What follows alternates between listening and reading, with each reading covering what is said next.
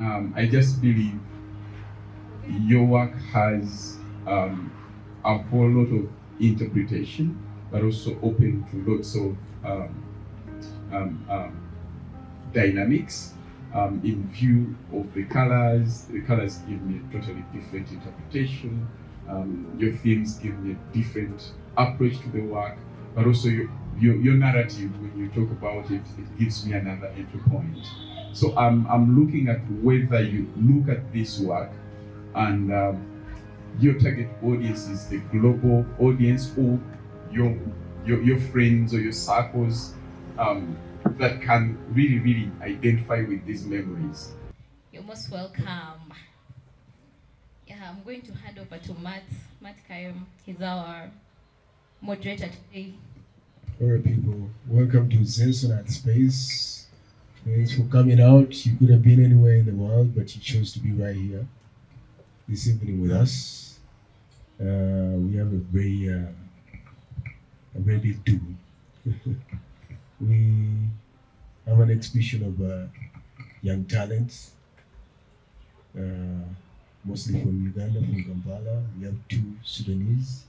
The others are mostly Ugandans. And these are some of the artists that are part of this show. Look one. It's is it an annual show? Does it? It's an annual show to expose young talent from around the region mostly. So yeah, me speaking. I'm Matt Kayem. I'm an artist slash animator, critic. I mean, these are the main thing today. The Bagole, and, to use our local dialects. So I'll let each of them. Do we have anybody else? Because Amani is not here. She's in Nairobi. Aya is also couldn't join us for the opening. Maybe we could go with this four.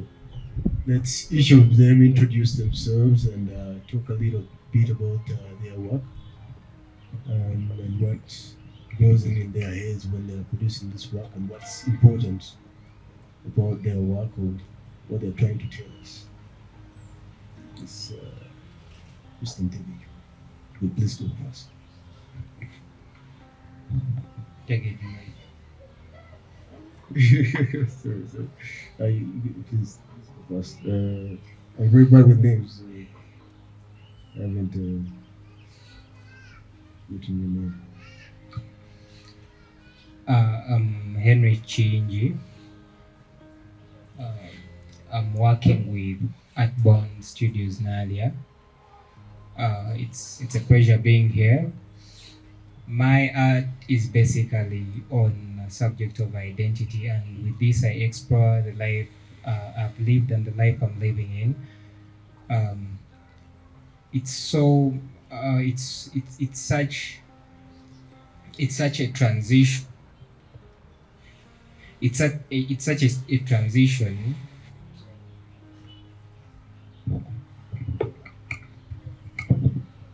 from the traumas that the people around me have come to work upon or try living with. Most people ask me a lot about the jerry cans, why I use jerry cans instead of faces. These are the devils. These are the childhood devils that I've learned to live with. It all started with Olinge Chidomola, the verbal expression that used to annoy me so much. And with time, I've learned to embrace it and use it in my day-to-day life. So the jerry can is not all about carrying water, but sometimes it becomes a verbal expression that may annoy or may have annoyed each of us here or some of us here while we were growing up. So just because it looks like it has features like a human face, so people use it verbally sometimes. So when I was growing up, it used to annoy me so much, but now learn to live with the devils that once hurt me. Yeah, that's All right, then let's go to Miss Anila. Please keep it brief. Your description of your work. Let it be brief, and then room to have the other words later on. We're going to fire your questions. Hi everyone, my name is Anila Nasuna. I'm a lettering artist. My practice started off with lettering and calligraphy. I've always been fascinated with letters and their form since I was a kid. So growing up, I played a lot around with those. As I've gone into a young adult, I've started experimenting more with different mediums. So yeah, I haven't discovered my art style yet, but I'm definitely on the journey to figuring that out. Hello everyone, I greet you all in the names of our Lord Jesus Christ and by the names of Flamario.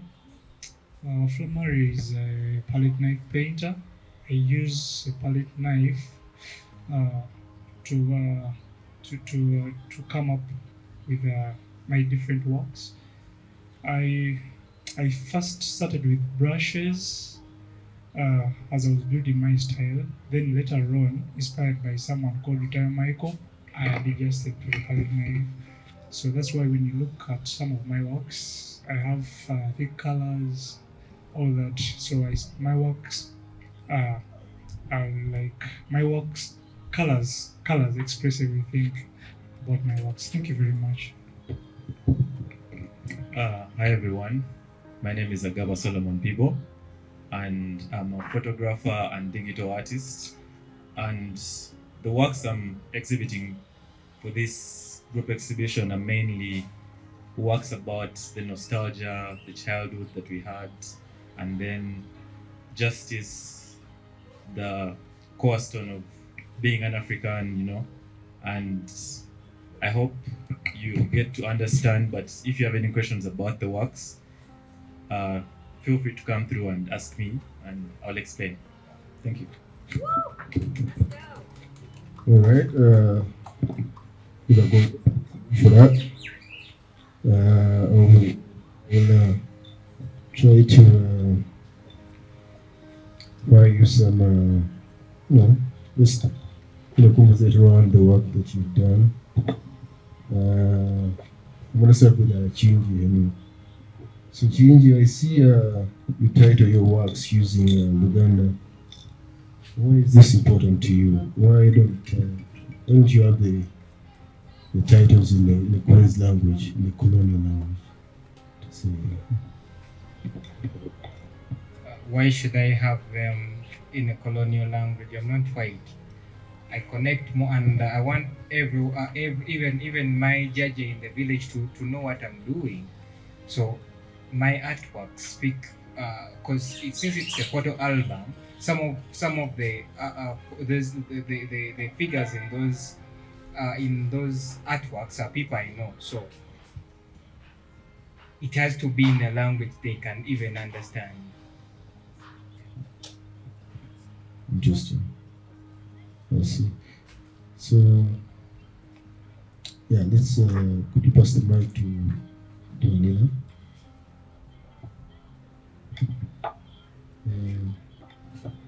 Anila, I've noticed you have some works where you use the traditional backcloth, and some others don't have the backcloth. Why is this? Why do you have the backcloth in your work? Why is it important to you as an artist? I mean, you've probably seen so many other Ugandan artists use backcloth. Colin Sekajugo, Fred Mutebi. Actually, there's a Kenyan as well who uses backcloth in their work. Michael Armitage, which have an issue. That's a conversation for probably another time. But you, Anila, you probably come from Central Uganda. Why do you use backcloth? So I was first of all fascinated with it when I saw artists like Colin using it, Colin Sekajugo. But why I decided to use it is mainly because of the feeling that was evoked the first time that I was presented with bark cloth. It's used traditionally to wrap, I think, dead bodies. So I found myself scared of it, and I was fearing even to touch it. And so using it sort of is me resisting that, because when I did some research on the history of barkcloth, like even just the idea of the fact that this thing comes from a tree is just so amazing to me. And at the time when I was doing my first barkcloth piece, I didn't have canvas. I was trying to think of what other materials that I can draw on. And then I thought at the same time I was exploring the Lubugo and why I'm scared of it and how I can stop being scared of it. And by doing that, I was doing more research and finding out all these other artists who are using it. So I guess I would say it's me taking back that material as an art form, and like to just remove that thing of it's only used for like in a ritual. Yeah. So that's why I'm using it currently. All right. Thank you for that submission. This person like to Ufula. Ufula, you have an interesting style and technique. I've seen a few artists explore as well. Could you please, mention maybe two artists that have inspired your work and why you have been looking at their work? I mean, you finished from Michelangelo. When was that? When I did what? When did you finish from Michelangelo? From Michelangelo? Yeah. That was 2016. Oh, that's okay. That's some time back. Okay. I mean, I left Michelangelo 2015. Yeah. Yeah, so we are most probably we are oldies, of course. Mm. I mean, when I look at your work, I see the Michelangelo in it. So please talk about two practicing artists out there that have inspired you. Yes. Your First of thinking all, and practice. there is the late Benon Rutaya, and Rutaya Michael. Rutaya Michael is an Ugandan artist. So I was I worked with Rutaya Michael. I can be different from the rest of the artists, of which I achieved it.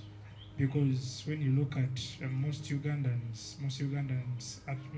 artists, some of them use brushes and they are into realistic artists, realistic art, naturalism, something of that sort. So I decided to go impressional, so that I can be unique. You get. Yes, and in case someone looks at my work, can easily tell, and you know that is Mario. You understand? Yes, so I thank God for that, and right now I'm here. That is it. All right. Could you please pass the mic to Agaba? And see, Agaba, your work is, packaged with a bunch of stories and narratives on real wide subject matter. And one of the issues you deal with in your work is identity. What about identity to you? What is identity? Why is it important to you? What do you talk about identity?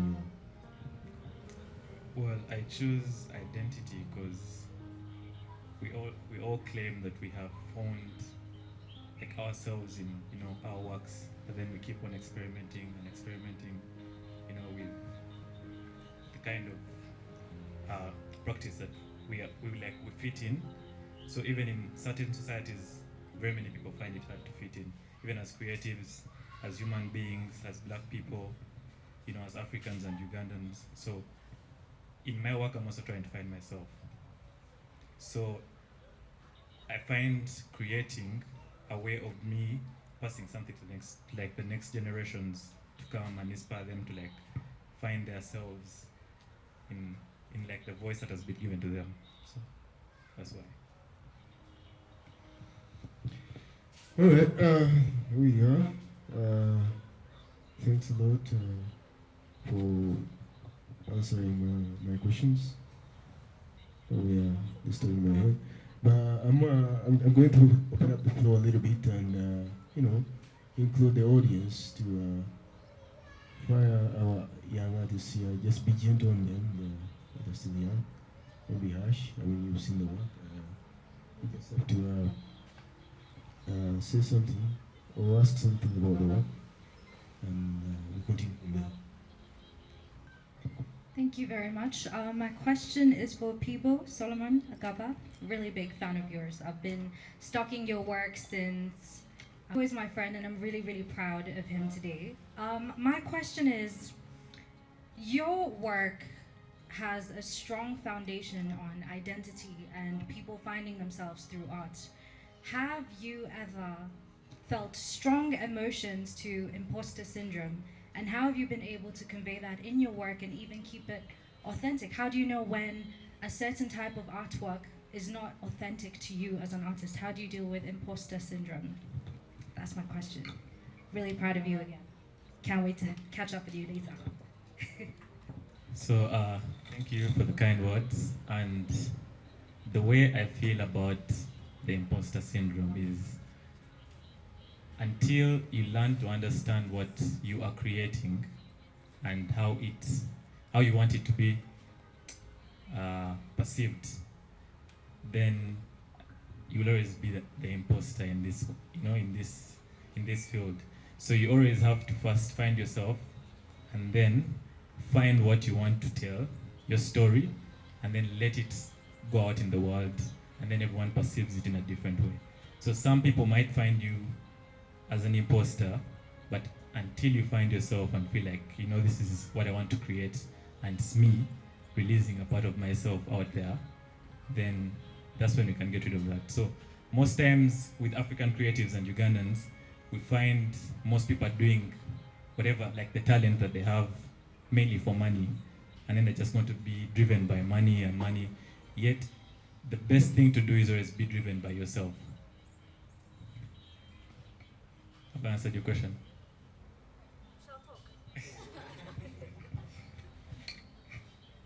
Anybody else has something to ask? Our wonderful artist here. Thank you so much.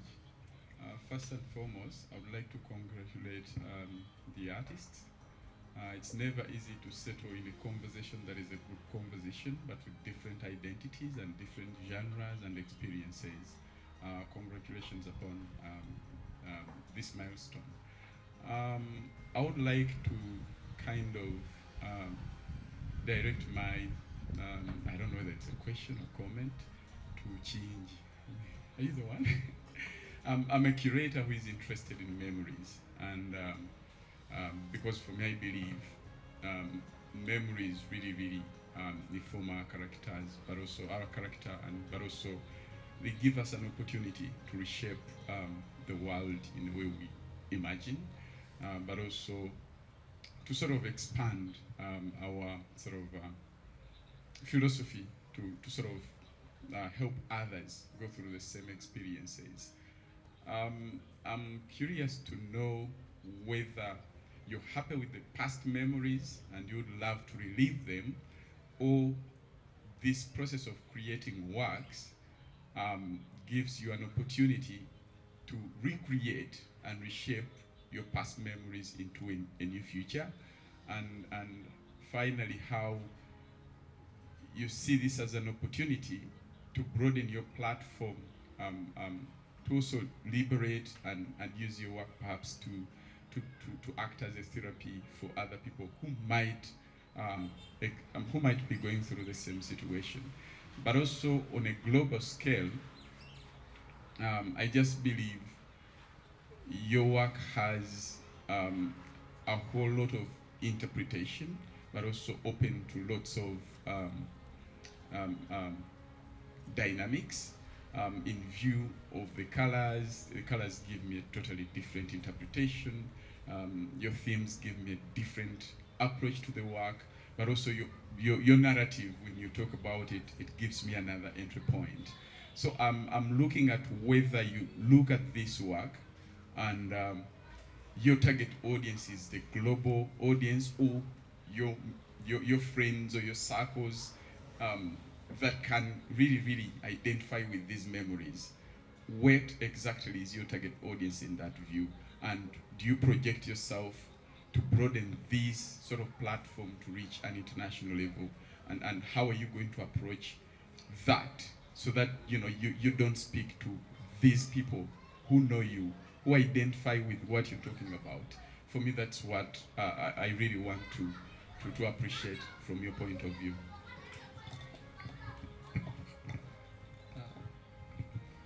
Thank you.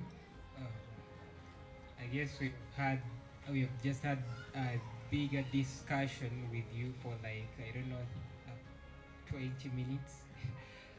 A lot of questions that came up, and thank you so much. But when I talk about traumas with the Olinge Chidomola, first of all, I've been learning to live or relieve myself from things that I felt like were weighing me down at many occasions. So me embracing the jerrycan, it's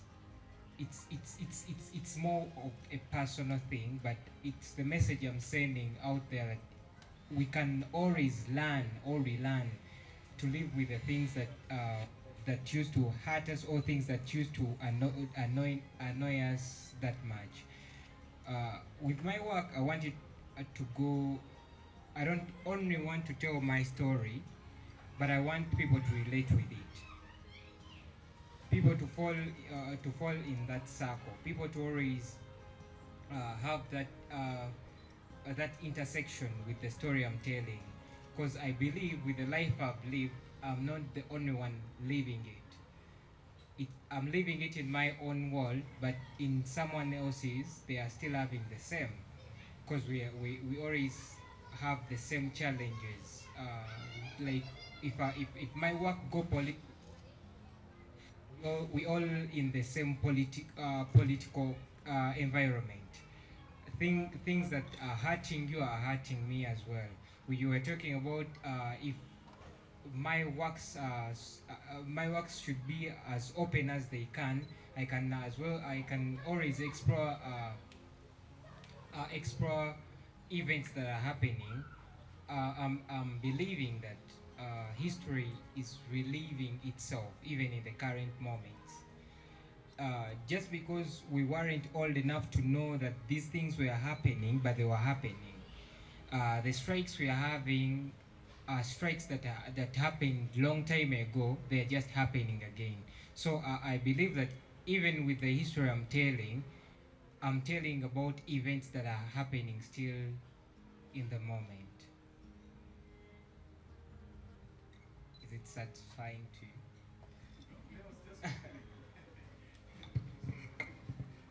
All right. Do we have somebody else with a question or a comment about these artists' beautiful creations? Hi everyone. I think it's Mr. Morris. Yes. I'd love to know, despite the fact that you are inspired by someone, about the palette knife. Because me personally, I'm also an artist, and I tried it. It's really hard, especially playing around with dark and light colors, bringing them together. So I ended up doing a very dark background. And remember at that time, one of my lecturers was like, will you be able to manage to bring out the image that you want to put on that? So, despite the fact that you're inspired by someone, why did you choose that palette knife to play around with those dark colors, and how does it feel? Yes, Mario. Maris, no. We are all artists, I can say, and there is there is something that I feel like I can first tell you. It is there is something that you are created to do. You as a person, if you are born to be an artist, you will be. There are people that are born to be artists.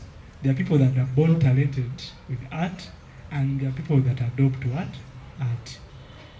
Personally, me, I'm coming to you to your question, and I will satisfy you. Okay. Personally, me, I was a music producer. I worked with some good studios here in Uganda. So when I went to Michelangelo, I was not a fan of art, but I was like, I get a what? A document. For each people, like it's the way how it's the way how people say it. In that process, when we went for internship, I went to Africa. I met Rutaya. Meeting Rutaya, he inspired me so much. The way how he was doing his work. You get how it came, like actually me, God knew I was going to be a rough painter. I always hated realistic work. Even before we went for internship, I was doing something of a sort of rough work, but my lecturer knew. He knew it, and he accepted me to go with that. But for the rest of the students, he was like, no, I want something that is realistic. Leave him to go with that. I think he felt it too. So when we went for internship, I met Rutaya. Actually, with him also, he accepted others to go with something realistic. And when they tried to do something with palette, he was like, no, I've told you to use brushes. But with me, from nowhere, he accepted it. Are you seeing how it's coming? I didn't discuss it. I didn't discuss the issues with him. You know what? I want to be a palette knife painter. No, it came. It was a feeling, an attachment between me and him and my teacher back. They got to know that maybe I'm going to this direction, something rough, because I'm a rough painter with a palette knife. So, being inspired by Rutaya, I loved his work. I saw how he used to handle his palette knife. I practiced it too. It took me some time because even I was discouraged most of the time. Students were like, you cannot manage, look at your work, because colors could not match up, you get it? Yes. Sometimes I sit and I look at my works, the old works, and I compare them with at least my current works now. I say, good, thank you, God. So it is an adoption, and it's a feeling inside you. How do you love art? Are you understanding? How do you love art? Yes, that's what I can say. Continue practicing. If you are talking about colors, with me, how do I do it? I have my tints and shades. I have my tints. I start with the tints. I start with the shades. I come up with the tints. That is how I do it. Yes. Practically, I think, I don't know if I can say something that can make you to understand, but I think you can just get some time and come and work together so that you can at least, learn more. Yes, thank you very much. I wanted to say something about Benon Rutaya because he has worked also with Juma, Ntege Juma, the one with feathers, whether either you've worked together or something, or you know each other. Yeah, because he also had a similar sort of inspiration, and I remember I had a conversation with him on, we buried Benon, I think, in Masaka. We were just a few artists that managed to go and bury Benon. But the way one needs to appreciate how Benon arrived at the style you see that looks entirely like palette knives and so on. He Uganda and took us through his Michael, the one for in Tebe. Yes, because he runs Bafrika. I just want to talk about Benon Rutaya because at least I had a personal conversation and I attended a number of conversations about him. And if you really want to look at Benon Rutaya, his work, you may not the process on surface, how the style came up, because he really started with a narrative. He bought materials, and he was doing collage actually initially, and because he really wanted to tell a story, actually because he walked around and saw street kids picking papers and so on, he felt like they belonged to the same category, and he wanted to explore the narrative of those kids. That's why you would see a lot of faces of kids smiling. So initially his idea was he wanted to paint that smile that no one sees. And when he went to Bag Factory, he used newspaper. He used to mix on some sort of, he used newspapers as his palette. So he would mix his paint on that palette. One time, I think it was a collector who walked in and felt like the palette was better than the actual painting. And that's how he moved away from the collage and using the brush, and he started actually using the colors, the residues of the colors on the papers, and then that's what he would put on canvas.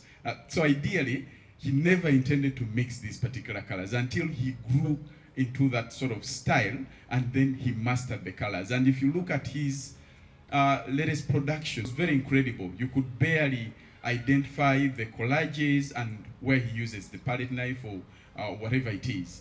So I mean, you really need to understand a little bit of that, because for me, that's the power of his art, and the narrative behind it, the smiling faces, because he focused only on the eyes, the mouth, and the nose. For me, that's what Bernard Lutaya offered, and he transferred that into photography, collaboration with photography and videographers, and they would critique, they would sort of document the entire process and all that. And he started doing it as a performance and the live sort of patching on the actual faces. So you really, really, really need to dig deeper to understand the philosophy of the artist and the struggles they went through for you to appreciate how they arrived at that particular style. And you pick something that you feel resonates with your intentions and your philosophy. That's what I wanted to say to those who talk about Bernard Lutaya. Hello, my name is Pamela. I would like to congratulate the artists. You people, to put yourself out there is not easy. So, big up. Now my question, unfortunately, is not for the artists. The artists have done their job, they have painted, they have shown us the work, and it is here for us to enjoy. My question is to the curator of the show.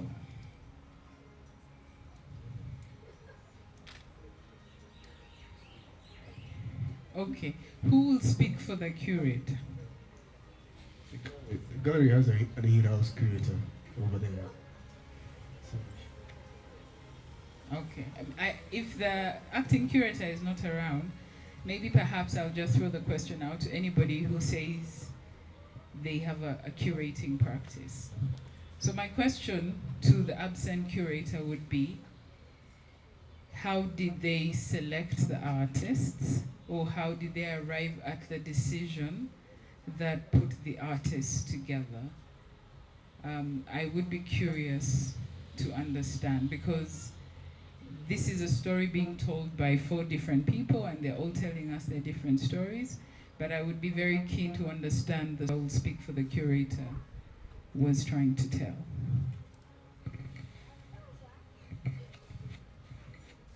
Unfortunately, I can't speak for her because I'm just representing her. I don't know what inspired her to select the 7 artists that she really selected. So I don't want to lie to you.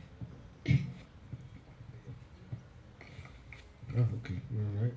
Anybody else has a question for our artists here? Well, I could go for now. I have a question for this. Yeah, I have a question for Wafula, Mario. So Wafula, there's usually there are 2 aspects that make a good artwork. There's the aesthetic side the feel and look of the work. There's also the concept, the narrative, the subject matter of the work. I think there's something I'm not seeing here, but could you please talk about a little bit? I mean, we see your palette work, we see the palette knives and everything. Could you speak more about the side of the subject matter in the work? What are you more interested in? What is important to you as an artist? What do you want the work to do apart from the palette knifing? I mean, there couldn't be anything. I mean, at the same time, you would just be like, I just want the work to be just palette knives and beautiful women. I mean, there's some artists who do like that. I It's said, Jeff like Koons. I said, like we are all artists, most of us here. When you're an artist, whether you're doing, whether you're an actor, an actress, whether you're a visual painter, whether you're in performing artists, those are the actors and everything. Okay. When you have an idea, that you want to, now me, if I have an idea that I want to put on canvas, that means when that source of inspiration that I got that is going to go on the canvas, it had an attachment already with what? With me. Okay? Artists don't just wake up and have a source of inspiration. I'm like, no, I have this, I'm going to put it here. Okay? Me, as a palette knife painter, when I have my source of inspirations, my pictures, there are a lot of pictures, there are a lot of images on social medias, but I can decide to just paint all of them at any time, you get. But I can have my phone, I can scroll, but there is that particular photo that will speak to me. Even when I just scroll like this, I'll have to come back and look at it because it has said something to me emotionally, you get? Yes. That will call me to put it on canvas and I'll name it. You understand? That is it. Yes, please. All right, thank you. Could you please pass the... anybody else has a question before I continue with my silly questions? The lady over there. Through to make sure you show us these beautiful works and the effort. Thank you so much. To the lady artist, I would just love to ask a few questions. Just like the gentleman over there, he expresses himself in the local language. Same as you, the graphics I saw and the fonts are in Luganda. Specifically why? And I've seen,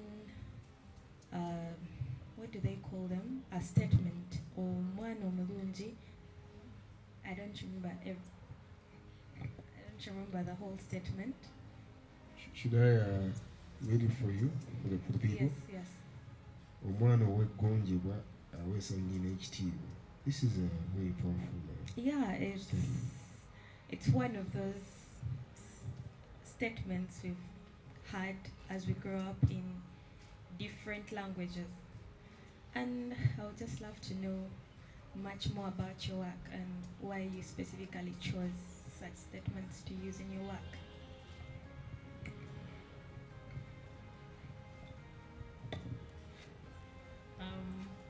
Thank you so much.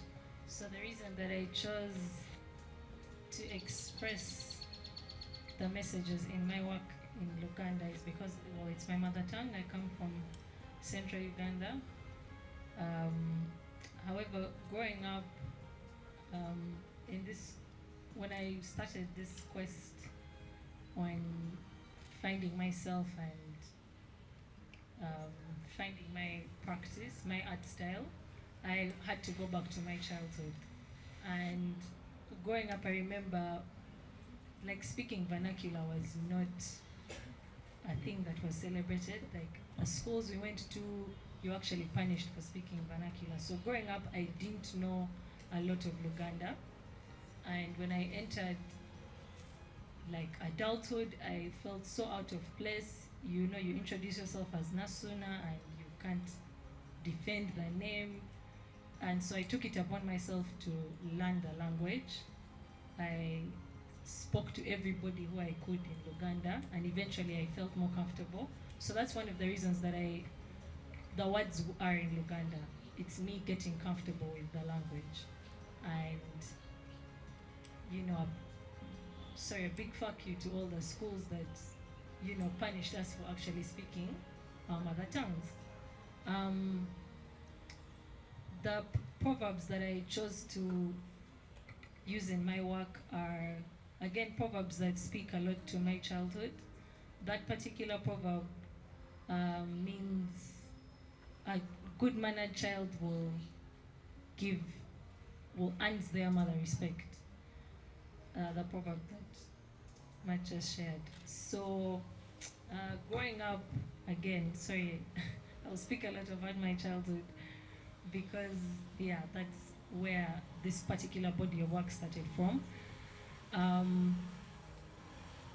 It was very evident that when you did something bad, people would say, well, you're the mom's kid. And when you did something good, you are your dad's child. That thing me so, it made me feel some type of way because I held both my parents with such high regard, and I felt like they were both, but true to form, as you grow up and you mess up, your mom always takes the heat. And as a woman, I don't have children, but just the thought of being the one who is going to take the heat for my unborn children, I wrote that quote as a statement of revolution, because also what's a bad-mannered child? Art is not a career that has been accepted in the house that I grew up in. So even just being here today, I think in one way or another I'm being a bad-mannered child, but also this is amazing and this is what I want to do in my life, and I think I'm doing an amazing thing. So that's also one of the things that I was trying to, I guess, communicate with that phrase, to celebrate the decision to be a full-time artist in this society that we've grown up in, which doesn't necessarily celebrate that. Yeah. All right. Again, thanks for those wonderful submissions about your work. Anybody else has something to add on? Something to ask the artist? Yeah. I'll probably ask. Do we still have time? So, yeah, we have. Hello.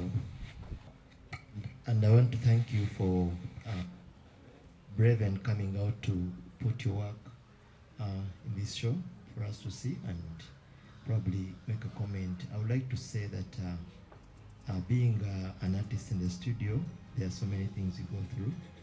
And I think at this moment in time, it is good for you to present your work and, of course, tell us your experiences in the studio. I'd like to hear so much about what you go through creating this work. It's very interesting for me to understand what you go through. I think anyone can respond to this, but I think it's very important for us as people who are appreciating your work to at least understand what you're going through, like some of you have tried to mention. And I think we are getting started with these shows. I'd like to congratulate you. All right. Maybe we still have one time for just one more question, and then I'll ask a question to Bella Solomon. It's quite similar to what I asked. Anybody else? Any question? No, I think there's nobody else. So Agaba, yes. Okay. One person to tell, you've heard what he has said.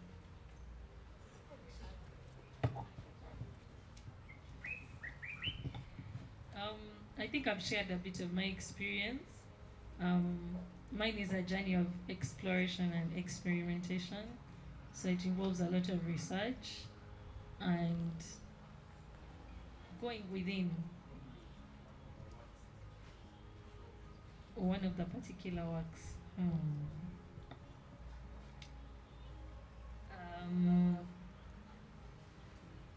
I think it speaks for all of them, honestly. It involves a lot of research and going within and figuring out how I feel about this piece and what message in particular I may be trying to articulate. Yeah, maybe someone can.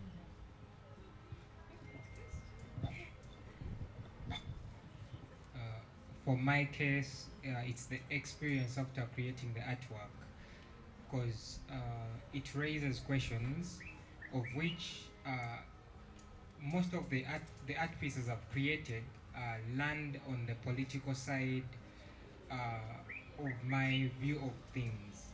So some pieces I've created personally, they are themes that are of a threat from the words that come out of or from the viewers, whereby I have pieces that depict renowned political figures here in Uganda that sometimes some of my friends say tujja kuleetera obuugi tofaayo, which implies that we shall bring for you porridge, and it doesn't mean that porridge home or they mean porridge in the prison. So I think it's the how my art invokes what people feel about what I've created. So for my case, it's the experience after. It's not the experience in the process that I feel the most. Yeah. All right. Just had one more question, but in the interest of time, I'll reserve my questions to engage the artist maybe privately. But thanks for coming out once again, and the show is still going on till 20th. 20th? No. This is the. When is it closing?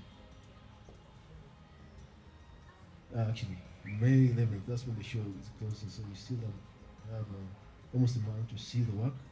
But for now, you can, of course, the doors are still open. You can continue going, enjoy the show, and the works of yourself. You can, as well, grab yourself one of the beautiful works, maybe a Solomon, a Gala, or a Chilinji for your living room.